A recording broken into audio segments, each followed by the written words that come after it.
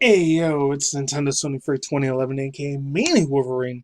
You guys are wrestling interest on towards the channel, follow me on Twitter, Instagram, of course other places like Bitchute, Brighteon, and Parlor, etc. VlareTV, just in case anything bad happens to this channel. Anyways, today, I did say before the other day that I would have did reaction to this, but I watched a few other YouTubers' reaction reviews and their topics and overall thoughts about how they thought not God of War. I keep calling Godfall God of War for some reason. It's weird. It's like embedded and implanted into my freaking DNA. I don't know why. This comes from hopefully I'm saying this right. Shang Tang Partsistry. Hopefully I'm saying that right. Pathistry. Yeah, Shang Twang Pathistry. No, I swear to God, I'm not trying to be racist to Asian people, but anyway, this is Godfall. PS5 cinematic trailer revealed for Godfall. Sony PlayStation. It's from Essentially Sports. So links to the description about down below that. Star Wars Squadrons. I haven't talked about Star Wars in the channel since probably like May or June. For the past, let's say, 4.5 months. I don't know. This is a lot more of a longer article. This one's a lot more short, sweet, to the point. Links to the description box down below to both of these full articles if you don't want to hear me talk about it. Just saying, just putting it out there. So, yeah, let's begin. And I'll leave the link to the trailer they showed about 4 days ago by the time you guys watch this. It's probably Sunday or Monday. I don't know. And it's October, so even though Halloween's going to be a thing, I doubt it's going to be a thing this year with the whole pandemic, scamdemic thing, or COVID-19. That's what I like to call it. Same shout out to my boy Hyatt Pack TV. He knows what's up, Brian. And a couple other people, because you know I'm an all truth alternative media thing. To me, I'm hashtagging no VACCI aka the flu shots. Do not get that shit, man. I'm putting my own personal, not religious, not to sound religious or sound holier than thou, because I'm not. I was raised in a Christian family like years ago, like 12, 13 years ago. Man, this shit's crazy, man. Honestly, it's freaking insane as hell. I feel like that whole Moderna thing's scary ass shit, man. Very mega scary ass shit. I heard it was controlled by military stuff too, so. You want to trust your government, go for it, but don't say you haven't been warned. But let's begin. I'm a video game anime news channel. And sometimes I do Twitter, Twitch, Brahma news. I know there's a lot more extra shit that's going on with Pokemon and Boogie2988. I'm not going to cover either of those two. Especially if you say Pokemon's like a name too many times. I don't know, it's too dangerous. This is PlayStation revealed the cinematic trailer for Godfall on their YouTube channel on Tuesday, which was days ago. I thought it was on Friday. That's weird. To me, it was last week Friday. I heard about this, but let's continue. Counterplay Games developed Godfall, its first official game that was revealed for the next-gen PS5. Additionally, developers will also release the games for Windows PC. Godfall is an action RPG role-playing game that follows a story of war between two brothers. I didn't know any of the story until a few days ago when I saw this.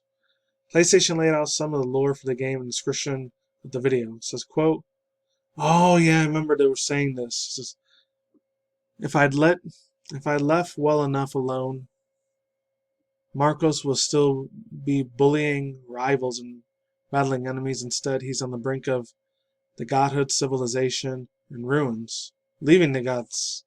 Oh, it lies in ruins. Marcos forgets what he says to me that day. God belongs in the sky, or gods belong in the sky." That sounds like some real powerful Shadow of the Colossus, like Tomb Raider stuff. Well, let's continue. Which I wouldn't be surprised because it's owned by Sony PS5 and all that, and Sony Computer Entertainment.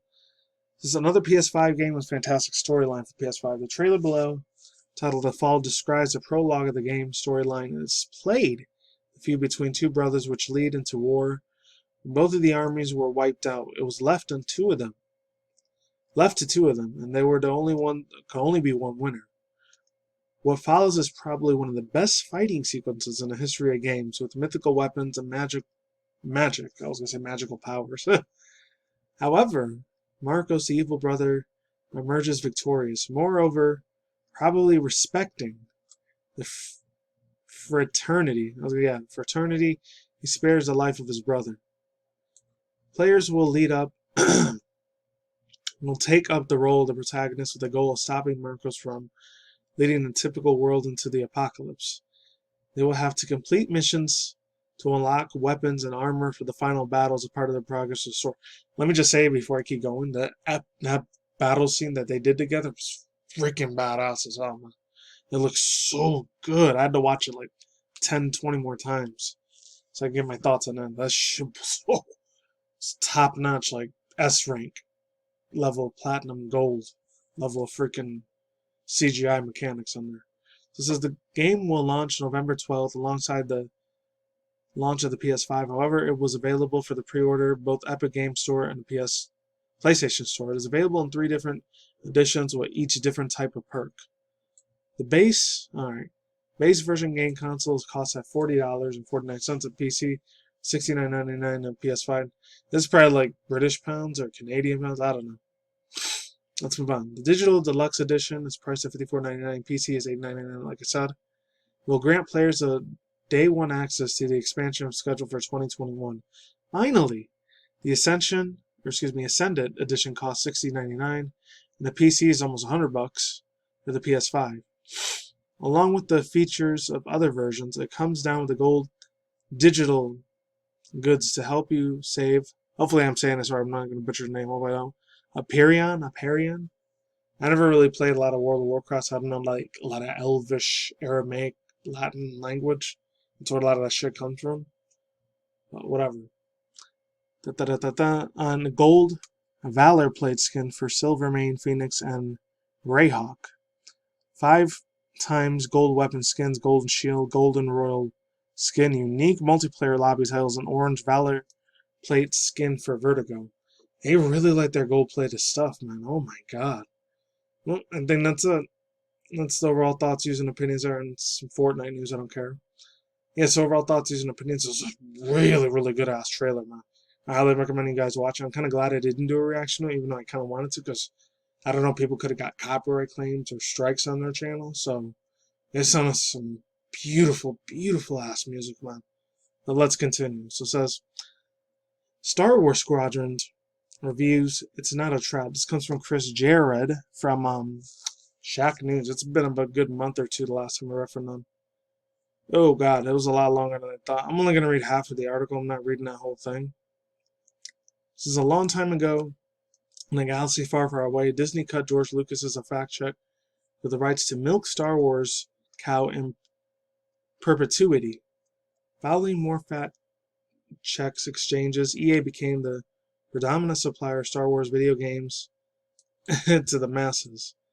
After an uneven stirring in the massive tie-in games with massive budgets, EA is back to the mid-size space combat game by the name of Star Wars Squadrons by simply sticking with a tight focus on starfighters to the combat and seemingly eschewing the type EA formula, attempting to be all the things for all players and relentlessly assimilating, I'm going to say that, buyers with microtransactions. Squadrons come off as a refreshing change of pace. Why can't we be friends? I guess that's the name of the song. Hopefully that's not it. I'm not exactly a professor of Star Wars. I don't know why he keeps doing that. Trying to highlight the stuff I want to talk about.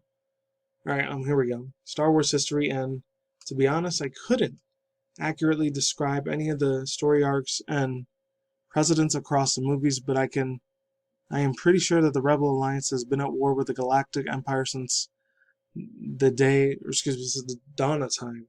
This is the dawn of time, I don't know.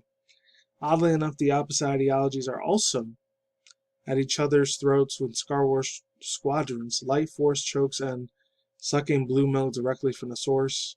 Should say green, because that's money. Squadrons adds a bit of lore to the overall Star Wars saga and dogfights in space. The narrative presented in Star Wars Squadrons is spread over a dozen missions and gives players the opportunity to experience and features altercations from the perspective of Imperial forces and New Republic forces. It's fairly clever that we get a mileage of the mission environments and gives Star Wars fans a chance to blast away with 4 unique starship classes, including starfighters, bombers, interceptors, and support craft. Each class has a New Republic and Empire valor. In case of starfighters, if you even get a popular X-Wings and the TIE fighters. Oh god, if it's TIE fighters, I'm totally down with that. Spacecraft can also have their payloads customized to priors and more missions in all competitive modes. Okay. Cool. I'm just going to skip half of this. I'm not going to read the whole thing, but you guys can read the other half on your own. In what amounts to space a tug-of-war, the dueling of the squadrons will attempt to blast each other in order to get monetary opportunity to push a tide of battle in their favor with the ultimate goal of wrecking an opposing team's flagships. Once the team within the opening skirmishes wins in opening skirmishes, the battle turns towards eliminating capital ships. Should a team dismantle these ships without getting wiped, the encounter moves onto a flagship. Certain star classes excel at the certain task with a fleet battle. Oh, there's fleet battle things in there. It's going to be a way overpowered battle if they have that shit in there. Let's continue. The players are able to swap ships and loadouts as needed. As is best, the mode is comparable to large battles from the movies, though the things may seem less grandiose and pleasing in your squadrons being railroad. There are several environments to play these battles, but they only really act as background paintings. Both of the dogfights and fleet battles modes are also available against the AI-controlled opposition. Sadly, private online matches or any other way to play against your friends does not seem to be possible for the game. So it pushes away all players to matchmaking online play. So there's like private dedicated servers that are going to be in this. That's kind of a bitch. I'm not going to lie. That's a kick in the steel toe boot to the nuts, man. Kicking the nuts of steel toe boot, that must hurt. That's what I'm feeling right now. Why? Oh, that sucks. There's no multiplayer shit in here. You have to dedicated servers and that shit. It's not 2008-09 anymore. It's 2021, 2021 in like 3 more months. And EA pulls some garbage and mierda shit like that. That's stupid. Then gotta get credit to Zoo. Shout out to Chris Jarrett from the Shack News team there. Yeah, overall thoughts, views, and opinions. Hopefully, it doesn't have a lot of microtransactions. I don't think they did. There's some of the people I've been hearing on YouTube and even on Twitch and Twitter and Facebook, not that much on Facebook, maybe Instagram. Some people, they really, really like this, and others, I don't know if they're getting paid to say that because they're hashtag sponsored by EA or not, but whatever. That's all I gotta say for now. I'm out here. Links to description box down below, and I'm done. Still beautiful ass, sexy graphics. Peace out once again, ladies and gentlemen, fanboys and fangirls, and as always, we'll talk as Diki commodities. I'll see you when I see you guys. Good day, have a good night, wherever at the universe out there. Stay tuned for more future content, including anime, manga news, video game industry news, internet news, Twitter, Twitch, beef drama news, and that's it. Take it easy. Peace out. I'll lay sauerkraut. Lazy goodbye. See you on the flip side. Goodbye.